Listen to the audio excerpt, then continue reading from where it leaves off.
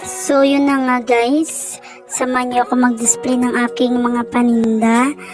Masarap ang may tindahan na mahirap. Akala ng iba mapera ka porket may tindahan ka. Hindi nila alam ang ating puhunan sa tindahan ay gulong-gulong lang. Kung wala nga naman tayong maipapamili, masakit sa ulo. Kaya huwag magtatampo kung bakit minsan ang mga tindahan owners hindi nagpapautang kasi nasa kanila kasalalay ang pagdiskarte. Hindi lahat ng may tindahan maraming pera. Nagdidiskarte din yan sila kahit sabihin pang may tindahan. Hindi porket may tindahan ka, relax ka na lang, wala ka nang iisipin.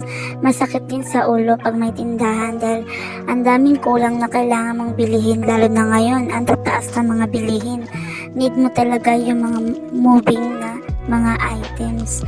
At sa mga magsisimula mag-sari-sari store dyan, ang inyong bilihin yung talagang nabibenta araw-araw. Huwag tayong bibili ng nai-stock lang kasi ang puhunan natin bukod sa nai-stock natutulog pa, diba?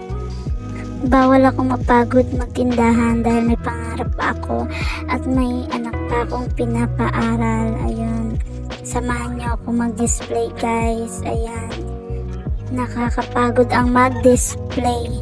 Tagaktak ang pawis ko dyan. Sabi nga, tsaga-tsaga lang hanggang sa may nilaga na tayong aanihin, di ba? Ay nako. Tapos yung iba pag hindi pinapautang, masama ka pa. Kung ano-ano pang pinagsasabi nila. Hindi nila alam ang hirap mag-budget pag nasa store ka na. Dahil hindi mo rin naman yan inuutang sa iyong pinamimilhan, di ba?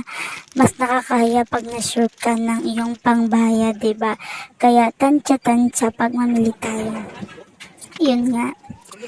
Kaya sabi nila, i-enjoyin mo ang buhay hanggat may pag-asa pa, di ba guys?